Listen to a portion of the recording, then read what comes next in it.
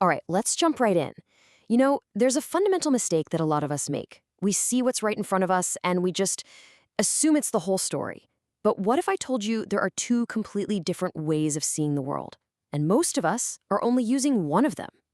And this really gets to the heart of the matter.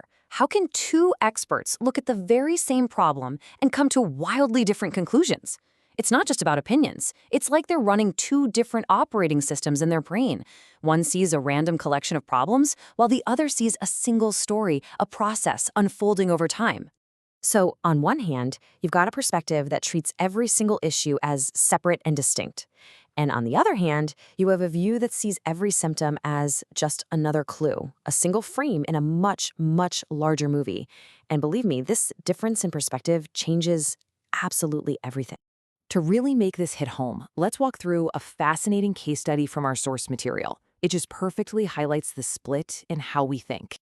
Okay, so imagine this. A patient walks into a doctor's office with this list of issues.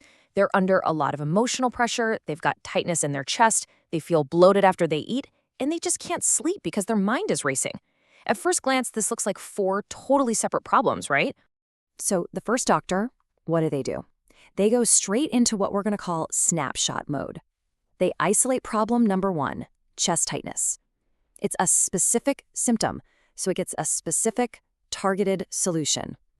And then boom, on to the next snapshot. Problem number two, stomach bloating. Again, they find a totally separate fix just for the patient's digestion. See the pattern? Each issue gets its own little box, its own label, and its own individual treatment. And you guessed it, finally, the poor sleep. Another problem, another solution aimed squarely at that one issue.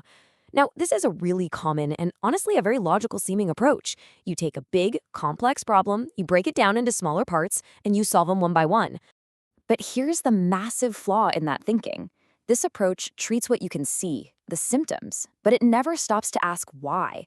Why are all of these things showing up at the same time?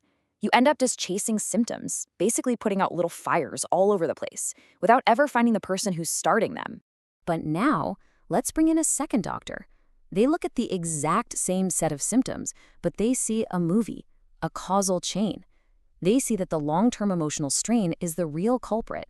It's causing a kind of internal gridlock in the body's systems, and that is what's showing up as physical symptoms like chest tightness and bloating.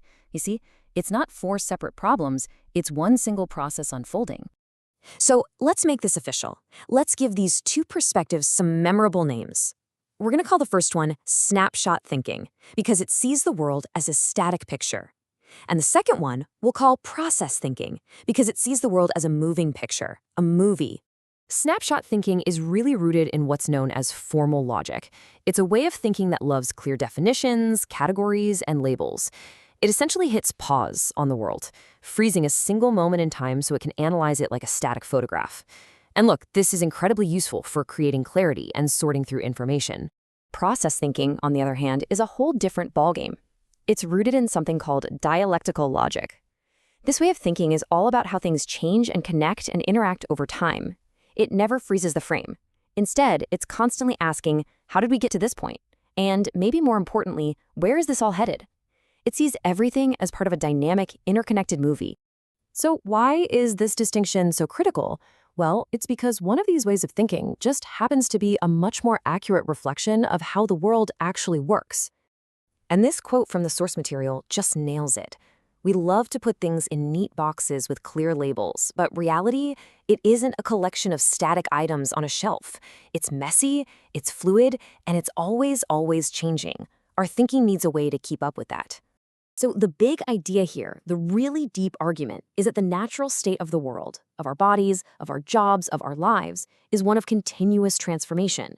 Nothing is ever truly static. So if your thinking can only analyze static snapshots, you're always, by definition, going to be missing the bigger picture. Okay, so understanding the difference is great, but how do we actually start using process thinking in our own lives? Well, the source gives us a really simple but powerful three-step method to do just that. Here it is, laid out for you. It's a straightforward framework.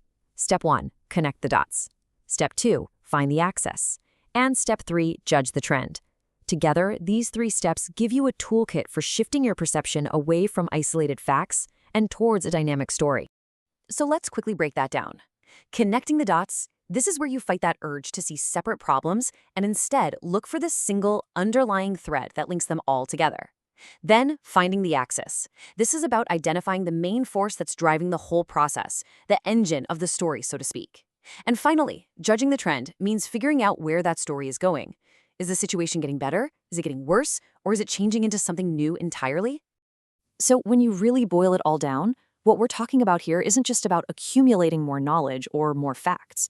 It's about upgrading the very way you perceive and process the world around you. And this brings us to a really powerful conclusion. The highest skill isn't knowing 1,000 different answers for 1,000 different snapshots. The real master-level skill is developing the ability to see the whole movie, to actually perceive change as it's happening. So here's the big takeaway. True expertise, whether you're a doctor, an entrepreneur, or just trying to navigate life, comes from moving beyond just collecting static facts. It comes from truly understanding the processes, the relationships, and the direction of change that connect everything together. And that's what I want to leave you with. Take a look at the challenges or the problems in your own life.